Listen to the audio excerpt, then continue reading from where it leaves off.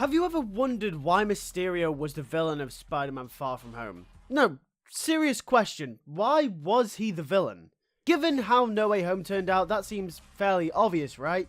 Come on, Lewis, man, you're better than this. But seriously, Mysterio being the villain of the sequel to the highly praised Spider-Man Homecoming at the time actually made no sense whatsoever. In fact, the Scorpion was the perfect villain for Spider-Man Far From Home. And I'm going to tell you why. Through my eyes, Spider-Man Homecoming originally planned and set up an entirely different direction and sequel to what we actually got in Spider-Man Far From Home.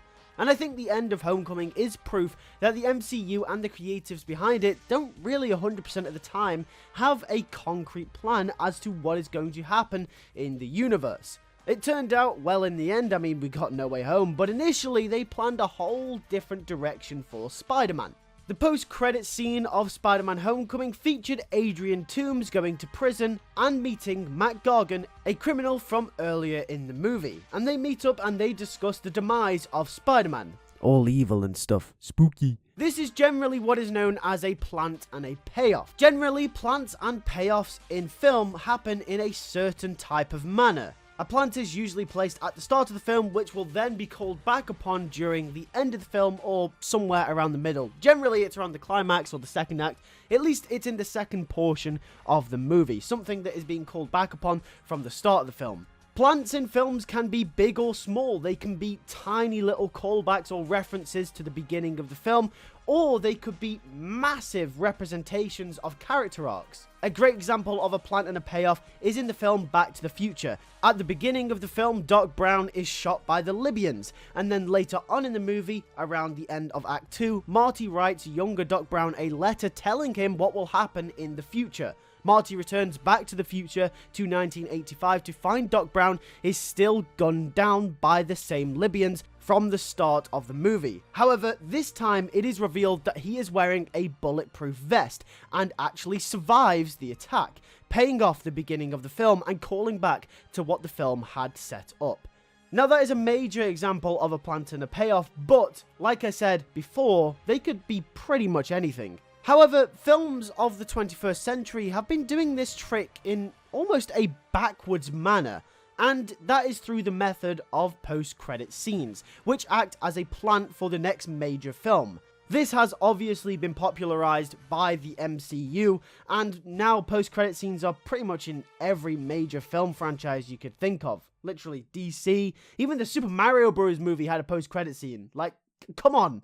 Anyway, in Spider-Man Homecoming, the plant that was placed in the post-credit scene was to do with Mac Gargan, aka Scorpion, setting him up as the next villain for Spider-Man Far From Home, or at the time, Spider-Man Homecoming 2. However, this plant was never paid off. In fact, there is no mention of Mac Gargan whatsoever ever again, even though he literally tells Adrian Toomes that he's definitely going to be trying to kill Spider-Man at some point in the near future. It was implied that Scorpion would be returning and would be the main villain for the sequel. I mean, that's what everyone thought, right? And that makes the most sense. They set him up that way. And also, not only that, I would also argue that it's heavily implied that a Sinister Six was also being set up as well as Scorpion, because he says a few guys on the outside would really like to kill Spider-Man. So literally, like, they set up a bunch of stuff here. There was a bunch of plans for a bunch of future movies. So perfect, we've established that Scorpion was ultimately and originally meant to be the villain of Homecoming's sequel, but what would have made him better than Mysterio, which is the question. And that simply comes down to the Stark connection. Now I know this is overdone and so many people have spoke about this, but I actually want to say I don't mind the connection to Tony Stark, at least when it comes to Vulture from Spider-Man Homecoming. Now, people either hate the Tony Stark connection or they love the Tony Stark connection. There is no in between, except I'm that one awkward in between person. The connection to Tony Stark through the villain of Vulture in Spider-Man Homecoming was fine, and I have no problem with it whatsoever. At this point in the MCU, Spider-Man is fresh, and he has no villains, and he has no established connection to anyone to give him a good villain. Therefore, the Stark connection was used as a baseline to connect a villain to Spider-Man, which makes total sense. And then just for the cherry on top of the cake, he turned out to be Liz's dad, so, you know, that's a bonus right there as well, right? But when it came to Mysterio, it felt like the connection to Tony Stark was being overused. It was okay the first time round because Stark's involvement with the story was prominent coming off the back of Captain America Civil War. However, during Far From Home, Tony Stark is dead. He's not even about anymore, and the villains still revolve around him.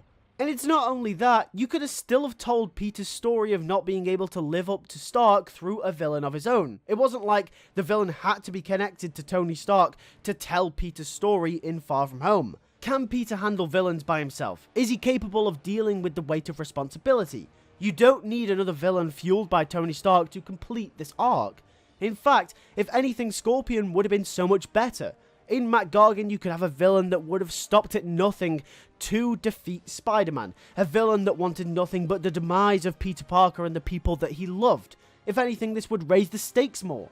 Mysterio didn't want any of that, which diminished the stakes for Peter and the gang. If Peter was in a constant battle to keep his friends and MJ safe during the events of the film through a direct attack from Scorpion, this would have made Scorpion more of a formidable foe, and would have raised Peter's character arc significantly. The pressure of having to deal with someone that will stop at nothing until you're dead, I think would provide a great test and battle for Peter Parker. Either way, Scorpion would have been a villain directly influenced by the events of Spider-Man from the previous movie. Scorpion would be a consequence of Peter Parker, and there are many ways that you could have played around with this idea as well through Mac Gargan's character.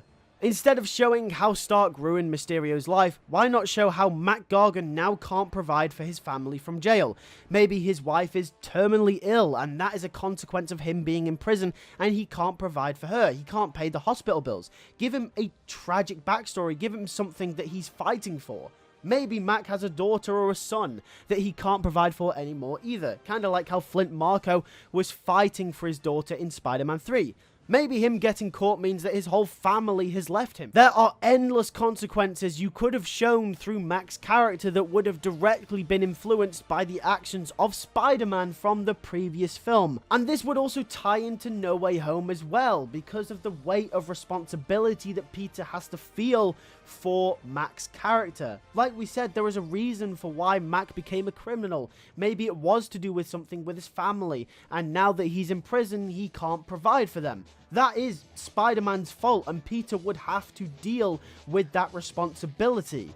And going into No Way Home, the theme of responsibility, you know, it all kind of fits. It all kind of fits. I'm starting to realize that this kind of fits. I'm not going to lie. Scorpion was right there in front of us, and I can't believe that they didn't even go with him. And you know what? No, it still could have gotten to No Way Home. We don't need Mysterio to get to No Way Home, because you could still have it so that in a last-ditch effort to get his revenge, Scorpion, before being sent down, reveals that Peter's identity is Spider-Man, triggering the events of No Way Home. So you don't even need Mysterio, except this time it's triggered by spy anger and leaves a tasteful scent in your mouth. Anyway, yeah. Scorpion should have been the villain. Scorpion was the better option for Far From Home, and I think the film overall would have been better with it. Either way, thank you for watching this video. If you did enjoy, make sure to like on it, and also subscribe if you are new. Hit the bell so you do not miss another video as soon as it comes out on the channel. We post 2 Spider-Man videos every week, breaking down comics, movies, games, whatever it may be. Leave your request in the comments below as well for what videos you want to see in the future. Also, make sure to join the members page for 99 pence a month. 99, not even a full £1, to get every single video early. So, yeah. And also, for £2.99, which is still really, really affordable, really cheap, you can get exclusive content, exclusive monthly podcast. So, yeah. Thanks for watching, guys. I'll catch you guys in the next one. Take care, and peace.